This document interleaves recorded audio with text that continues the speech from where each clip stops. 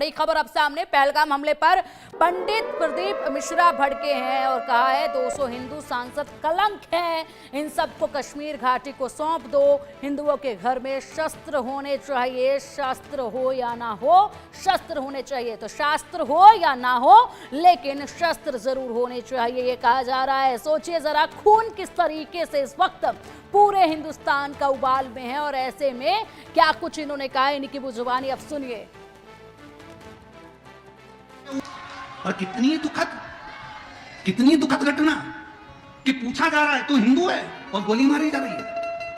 बंगाल में देखा जा रहा है हिंदू है और घर से निकाल कर मारा जा रहा है।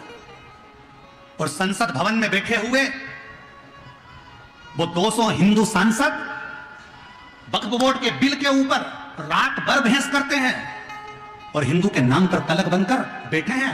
ले जाओ उनको काश्मीर की उस घाटी में सौंप दो,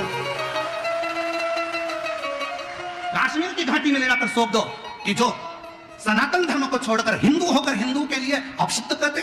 क्या जरूरत है इसकी?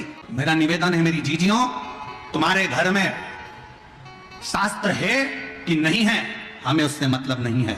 और अब तुम्हारे घर के बेटा और बेटी को शस्त्र चलाना आना चाहिए। अब तुम्हारे बेटा बेटी को शस्त्र चलाना आना चाहिए। बेटी को भी शस्त्र चलाना सिखाओ और बेटों को भी शस्त्र चलाना सिखाओ। हमारे सनातन धर्म का कोई देवता बिना शस्त्र के नहीं है, तो हमारा घर बिना शस्त्र के नहीं होना चाहिए। और जब वक्त पड़े उन शस्त्र को निकालो और सामने खड़े हो जाओ। और अब एक और बड़ी खबर सामने। भारत में पाक सरकार का एक्स अकाउंट बंद किया गया। पाकिस्तान सरकार के एक्स अकाउंट पर भारत में रोक लगा दी गई है। पहलगाम आतंकी हमले के बाद पाकिस्तान पर कार्रवाई की गई है। एक के बाद एक कई कार्रवाई पाकिस्तान पर अब की जा रही हैं और ये कार्रवाई जिस तरीके से हो रही है ऐसे में पाकिस्तान की हिकड़ी तो निकल ही चुकी है। पाकिस्तान में डर का माहौल देखा ही जा रहा है। अब एक और बड़ी कार्रवाई देखी गई। पाक सरकार का अकाउंट एक्स बंद कर दिया गया है भारत में, यानी कि भारत में अब सोशल मीडिया प्लेटफॉर्म एक्स, जिसको पहले ट्विटर कहा जाता था, वहां पर पाक सरकार का अकाउंट देखने को नहीं मिलेगा। और आप ये देखिए, ये तस्वीर भी सामने आ चुकी है। अब आप अगर पाकिस्तान सरकार के इस अकाउंट की तलाश करते हैं सोशल मीडिया प्लेटफॉर्म पर, ट्विटर पर, जिसको पहले ट्विटर कहा जाता था, एक्स पर, तो ऐसे में आप इस अकाउंट को नहीं यहाँ पर पाएंगे। और ये बड़ा एक्शन लिया गया है। पहलगाम हमले के बाद एक कड़े एक्शन जो है वो पाकिस्तान पर लिए जा रहे हैं। शाम के वक्त आईबी की गृह सचिव के साथ बैठक भी होगी। अब एक और बड़ी खबर सामने है। पहलगाम हमले पर भड़के हैं बाबा बागेश्वर, देश में हिंदू होना घातक तो दुर्भाग्य, ईंट का जवाब पत्थर से देने का समय।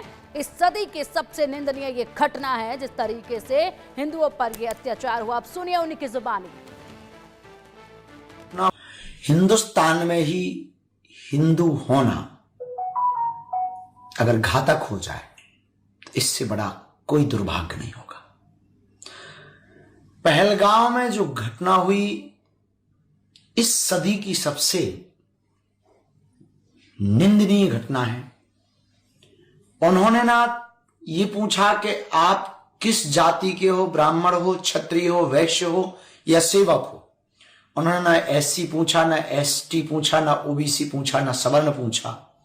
उन्होंने ना ये पूछा कि तुम तमिल बोलते हो या मराठी बोलते हो या गुजराती बोलते हो या पंजाबी बोलते हो। उन्होंने सिर्फ ये पूछा क्या तुम हिंदू हो, और गोली मार दी। इससे बड़ा दुर्भाग्य इस देश का कभी नहीं हो सकता है। हिंदुओं के लिए सबसे बड़ी चुनौती यह हो गई कि अब तुम हिंदुस्तान में हिंदू होने पर खतरे में, और वहां जहां तुम 80% हो। क्यों? क्योंकि हमें लगता कि हम लोग बटे, इसलिए हालों में पड़े। ईंट का जवाब तो पत्थर से देना चाहिए। पाकिस्तान सुधर नहीं सकता है, ये तो तय है। हम यही अंत में कहेंगे हिंदुओं से, अब नहीं जागे तो कभी नहीं जागे।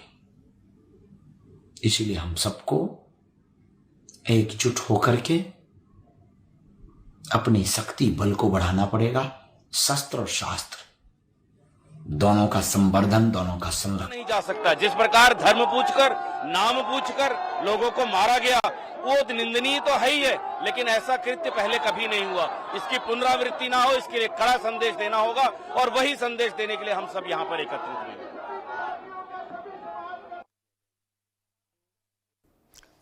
तो बाबा बागेश्वर को पहले आपने सुना, उसके बाद प्रतिक्रियाएं सामने आई हैं। कहा जा रहा है कि अब नहीं जागे तो कभी नहीं जागोगे। कहीं से बयान ये भी आ रहे हैं कि शास्त्र घर में हो या ना, लेकिन शस्त्र जरूर हो।